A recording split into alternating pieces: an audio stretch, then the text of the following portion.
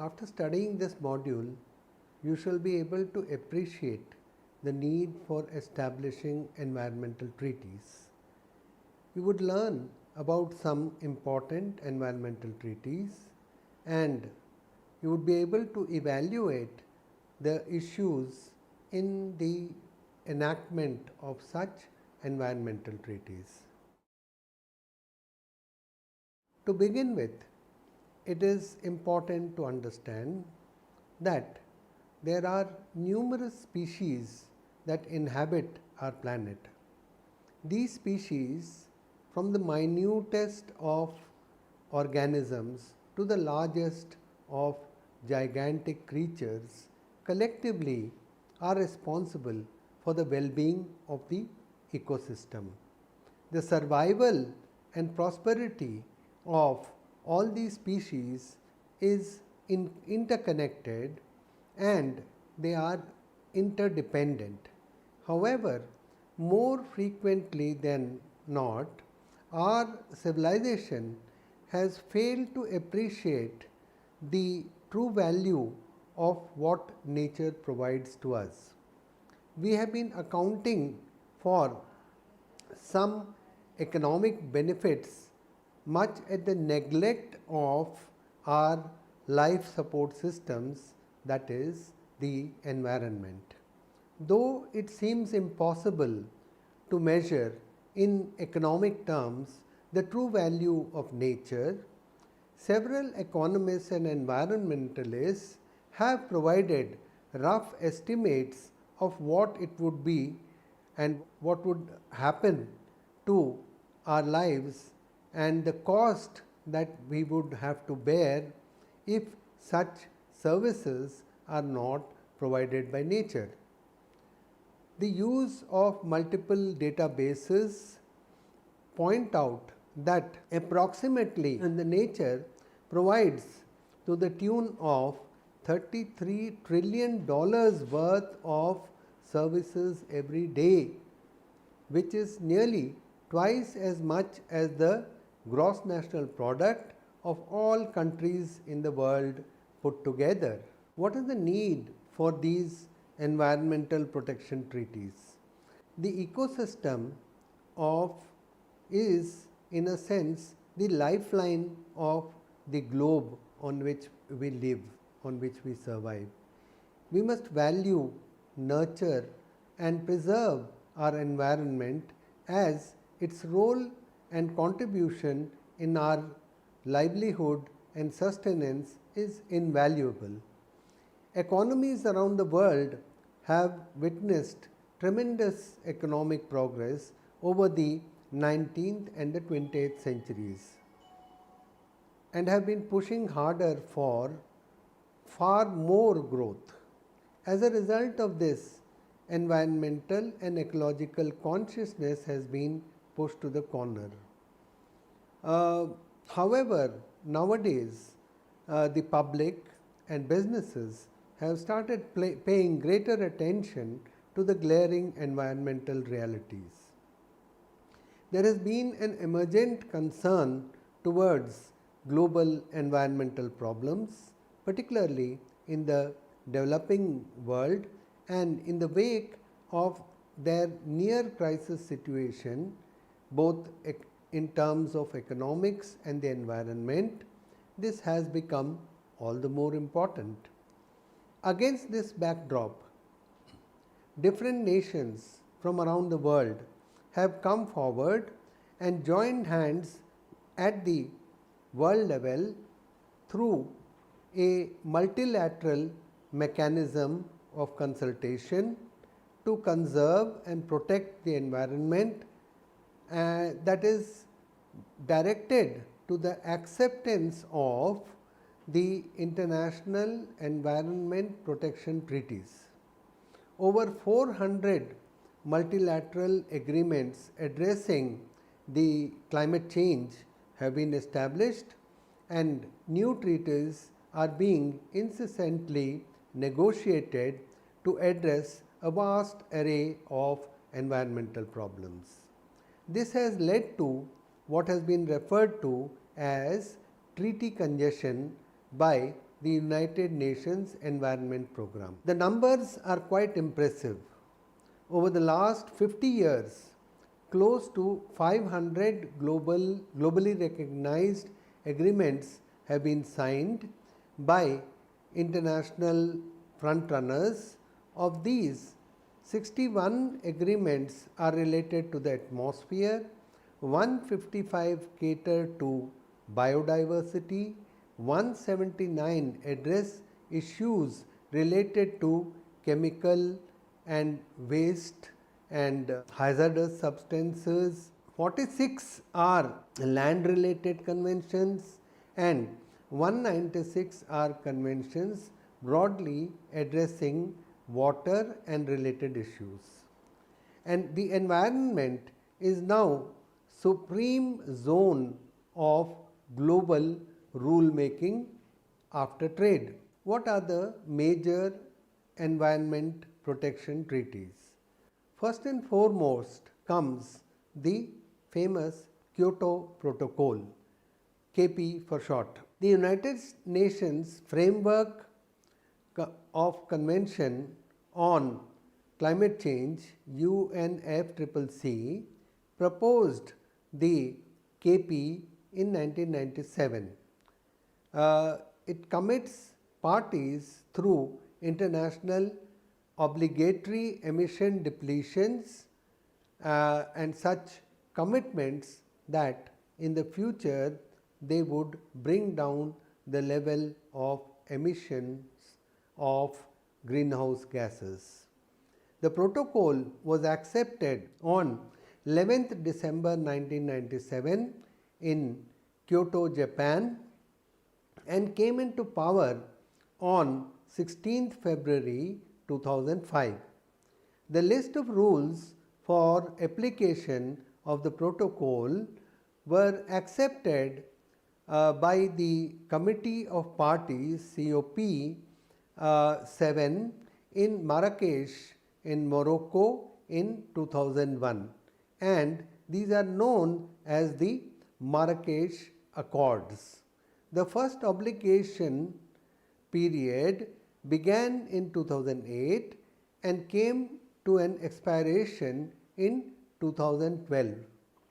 The Kyoto Protocol operationalized the UNFCCC Convention by committing 37 industrial countries and the European Community to bring about an average of 5% reduction in the emissions over the 5-year period from 2008 up to 2012 in comparison to the erstwhile levels of emissions in 1990.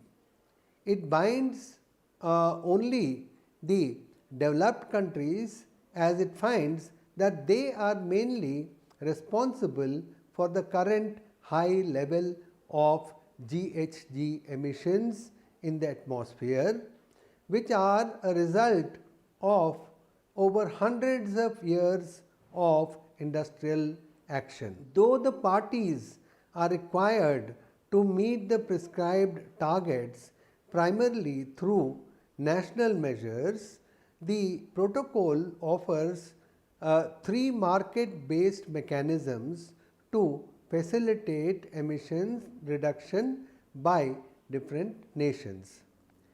These 3 market-based mechanisms are known as international emission trading, clean development mechanisms, and joint implementation. The protocol places a huge burden on developed nations, emphasizing their responsibility for climate change.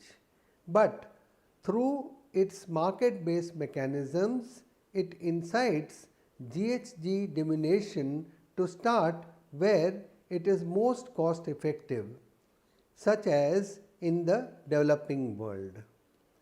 Kyoto Protocol is guided by the fundamental principle of common but differentiated responsibility. Major initiative was the Doha Agreement. In Doha, Qatar, on 8th of December 2012, the Doha Amendment to the Kyoto Protocol was adopted.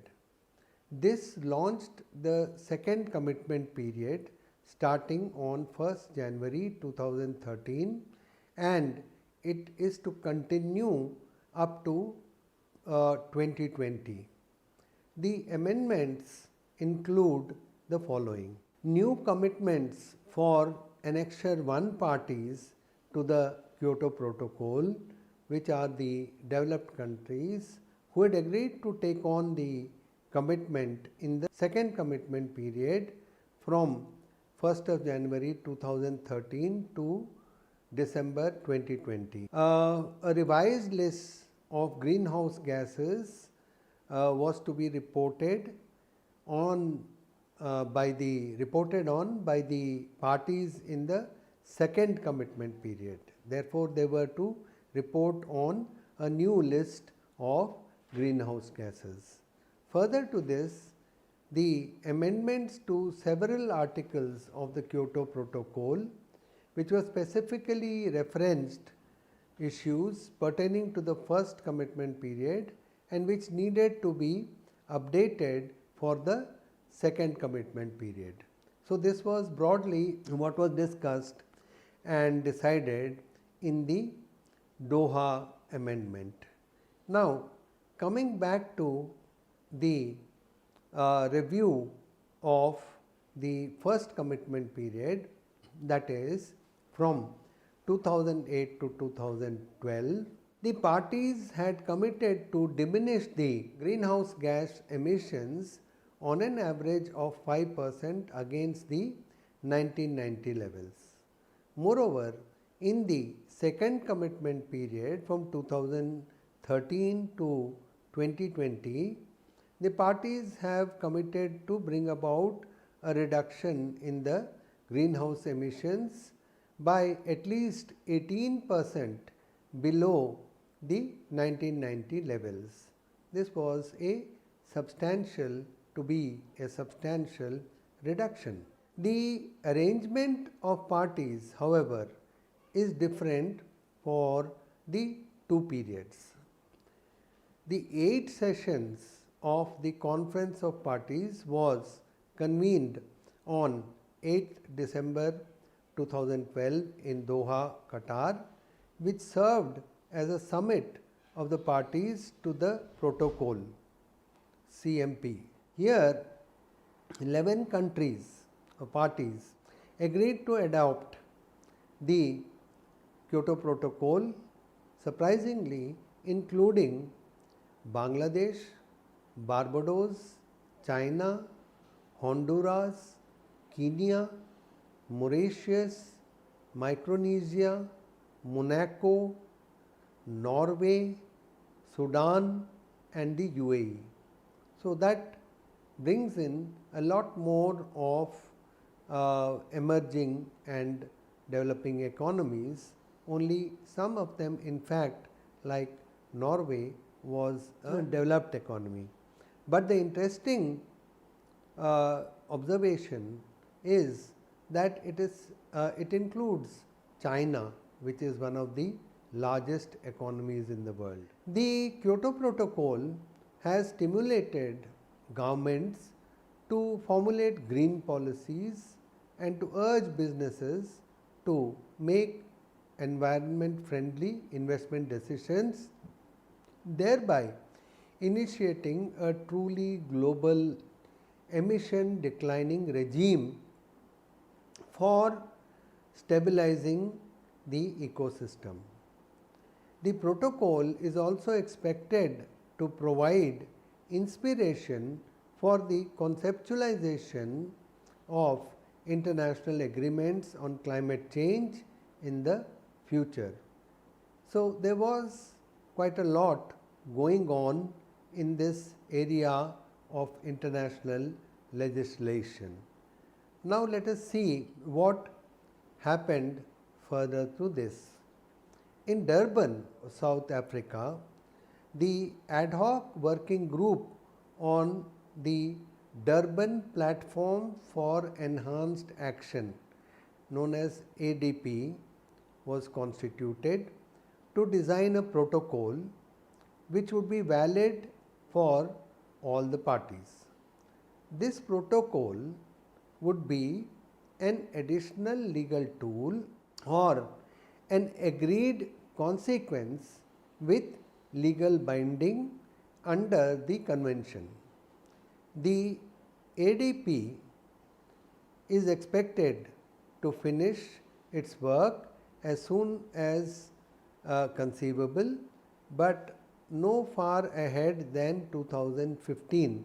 So, the deadline is approaching, so that the protocol, the legal instrument or the agreement which comes in with some legal force, could be accepted in the 21st session of the Conference of Parties and come into force, and it could be executed from 2020. One of the major agreements or treaties was slightly different, but had very vital and serious implications for the environment, although it might not have been directly coming within the purview, but it would have serious implications for the environment, could have serious implications for the environment, and this treaty is known as the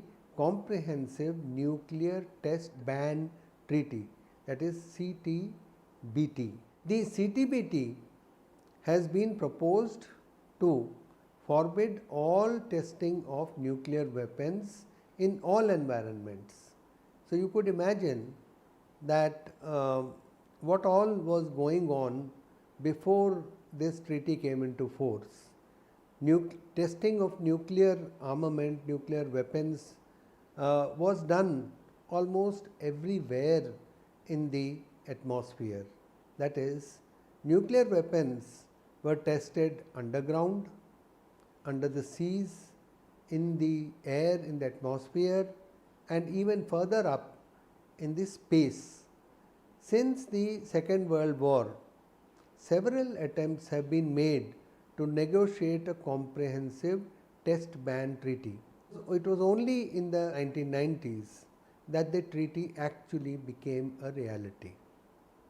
The treaty is not in force yet, hence the organization is named as the Preparatory Commission for the CTBT organization, with its headquarters in Vienna.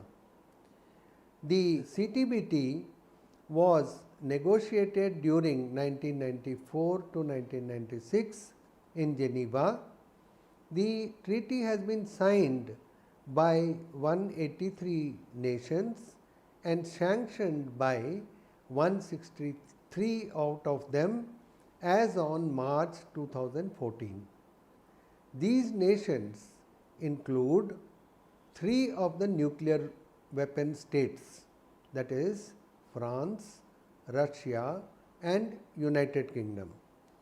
However, for the CTBT to come into force, 24 nuclear specific technology holding countries must sign and sanction it.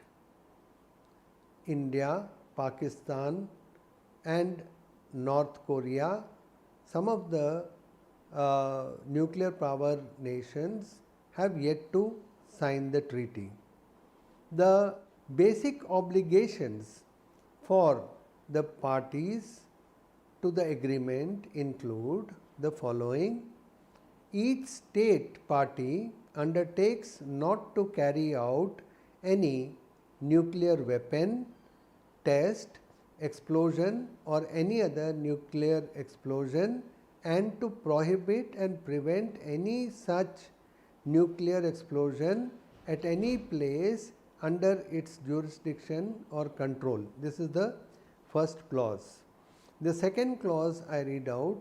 Each state party undertakes furthermore to refrain from causing, encouraging or in any way participating in the carrying out of any nuclear weapon, any nuclear test, explosion or any other nuclear explosion. So, these are the basic obligations that all countries who would be signatories to the CTBT are to follow. Apart from these two major protocols, the next legislation or protocol or agreement, convention that we are considering is the Montreal Protocol. It was conceptualized to address the issue of the ozone layer depletion. Ozone, as you know, is one of the elements in the atmosphere which protects the environment, and there is a layer of ozone high up in the atmosphere.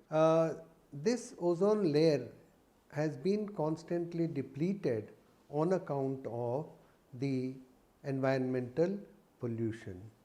Therefore, the Montreal Protocol is about how to protect this ozone layer depletion, or to how to prevent the ozone layer depletion. It is an attempt to bring about a reduction in the production and consumption of substances that are known to deplete the ozone layer. These substances mainly are hydrofluorocarbons, which is known as chlorofluorocarbons, which are known as CFCs, the halones and carbon tetrachloride and methyl chloroform.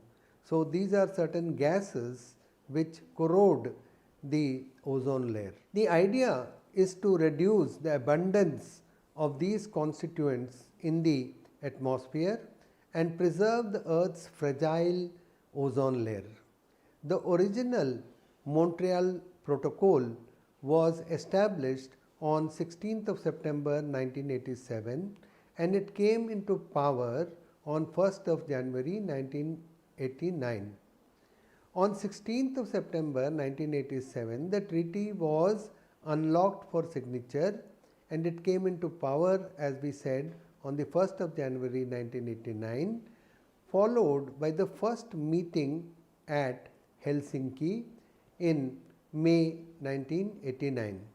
Since then, it has been revised on several occasions: in London in 1990, Nairobi 1991, Copenhagen 1992, Bangkok 1993, Vienna 1995, Montreal in 1997 and in Beijing in 1999.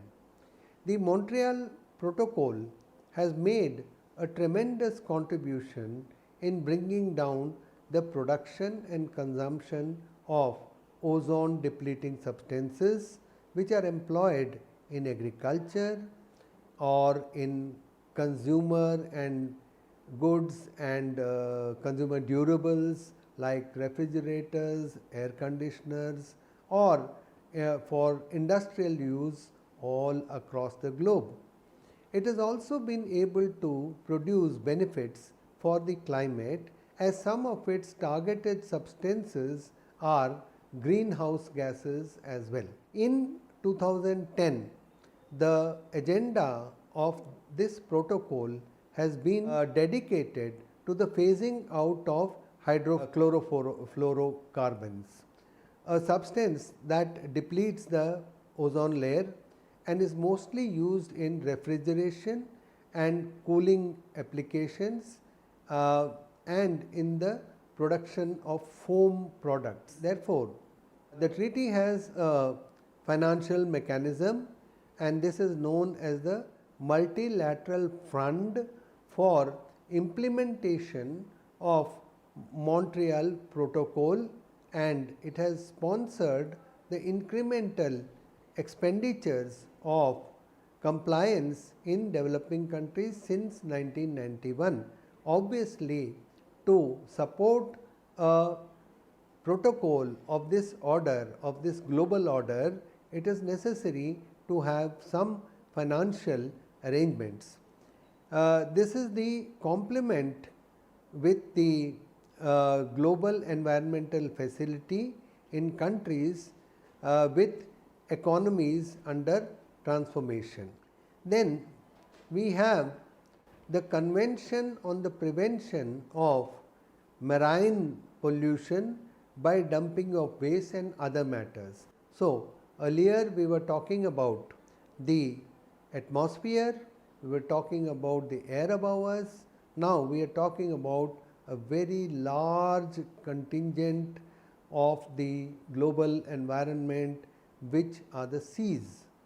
The Intergovernmental Conference on the Convention on Discarding of Waste at Sea met in a very long name, met at London in November 1972. That was a very early attempt at the solicitation of the United Kingdom. The conference accepted this instrument, well known as the London Convention. The London Convention came into action on 30th August 1975 and is one of the global conventions with the agenda to preserve and protect marine life from human endeavors. Since 1977, it has been managed by the International Maritime Organization. The IMO currently has 170 member states along with 3 associate members. The London Convention forbids the discarding of certain precarious materials to support its agenda of the protection of marine life and the prevention of marine pollution. In addition, it requires that a special permit must be obtained prior to dumping of a number of other recognized materials and in general a permit for the other kinds of waste or matter. Furthermore, the amendments provided in or approved in 1993, which actually came into force in 1994, prohibits the discarding of low level radioactive waste into the sea. So, this means that prior to this date, in fact, this was happening.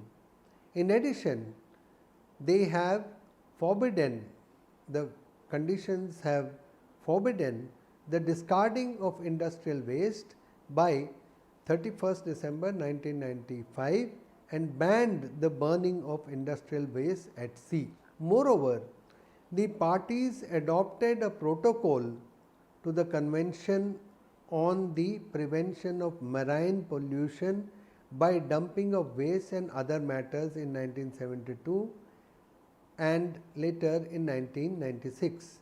This protocol, which came into force, into power in 2006, is referred as the London Protocol. It restricts all dumping apart from a permissible list for which permits are still required. Another major treaty is known as the Convention on Biological Diversity. So, after having studied some of the major dimensions like the ozone layer, that is the atmosphere, the seas and dumping of waste and so on, a very important dimension is about life, about different forms of life, about diversity amongst different species. This convention was initiated in the wake of the growing commitment of the international community towards the future, towards a perspective about the future. The concern was that if we wish to have sustainable development, then an essential part of it should be that all kinds of organisms, both in the plant kingdom and in the animal kingdom, should coexist. So, therefore, the concern was about our ecology, about our ecosystem, where from times immemorial all kinds of species, both as we said plants, flora and fauna, should coexist. So, the mandate of this convention was for the preservation of biological diversity and the sustainable usage of various components of the environment, of the ecology, and a reasonable and equitable sharing of the benefits arising from the usage of genetic resources. This was something very new, wherein science was enabling, genetic engineering was enabling the use of natural resources through genetic means or genetic methods. So, therefore, this convention was not only about how to protect the environment and the biological diversity, but also how the community of nations should be sharing the benefits that arise out of the use of genetic resources. Let us sum up. The ecosystem on the face of the earth is very valuable. It nurtures and preserves the environment, and its role in the contribution of our sustenance is invaluable. The life and survival of all human beings and other creatures depend upon this ecosystem or the environment. Environmental consciousness has very often been pushed into a corner in the race to economic progress. We have contaminated the environment and disturbed the ecology, the ecosystem, only to understand much later the implications that this has for the deteriorating environment and what kind of impact and implications it has for the present generation and for the future generations. There is a rising concern around the globe to preserve and protect nature and the environment. So, the need of the hour is that all nations come together and initiate a strong action in this direction. From time to time, different nations around the world have started to act jointly on such issues, which have led them to adopt and sign various environmental protection treaties to preserve and protect the Earth's environment. Over the past 5 decades or more than 100 treaties have been adopted in this direction. The world leaders have signed treaties related to various aspects of the environment. Some of the prominent ones are the Kyoto Protocol, the Comprehensive Nuclear Test Ban Treaty, the Montreal Protocol, the Convention on the Prevention of Marine Pollution by Dumping of Waste and Other Matters, and the Convention on Biological Diversity. Though a large number of environmental treaties have been signed, the global environmental treaty making system, the set of mechanisms by which countries fashion agreements to encourage higher sustainable development is actually not working very well. The issue in general is that political influences override scientific considerations throughout the treaty making process, and this is a serious cause for concern.